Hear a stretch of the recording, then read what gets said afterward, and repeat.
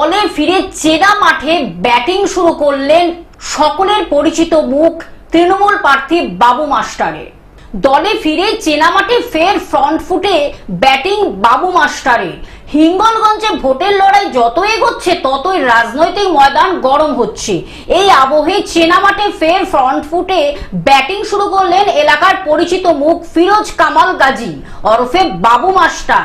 সোমবার তৃণমূল কংগ্রেসে যোগ দেওয়ার পরেই তাকে বড় দায়িত্ব দিয়েছে দল, আর সেই দায়িত্ব কাঁধে নিয়েই সরাসরি সংগঠনের কাজে ঝাঁপিয়ে পড়েছেন তিনি।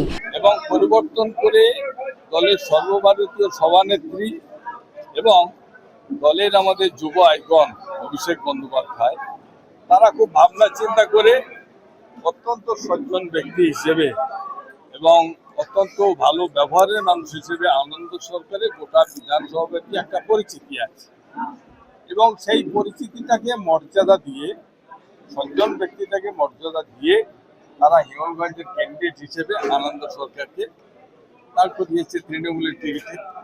ওরা কাকে আনলো সেটা তাদের বিষয়, আমরা শুধু দেখছি 2021-এর মার্জিন কিভাবে বাড়ানো যায়। জয় এখানে নিশ্চিত। তৃণমূলের শক্ত ঘাঁটি আমার ডাইনে এবং বায়ে যে নেতৃত্ব আছেন তাদের চেনা মাঠ, চেনা ক্যাপ্টেন, তাদের এই বিধানসভার ভোট পরিচালনা করার ক্ষেত্রে কোনো রকম অসুবিধা আছে বলে আমার মনে হয়।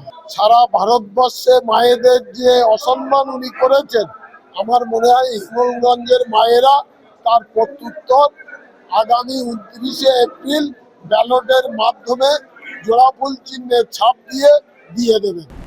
দক্ষিণ 24 পরগনা থেকে সৌম্যবাবু মণ্ডলের রিপোর্ট, গ্লোব নিউজ। এখন থেকে গ্লোব টিভি দেখুন আপনার স্মার্টফোনেও। গুগল প্লে স্টোর অথবা অ্যাপল স্টোর থেকে ডাউনলোড করুন গ্লোব টিভি লাইভ অ্যাপ। এছাড়া জিও টিভি অ্যাপ থেকে দেখুন গ্লোব টিভি লাইভ।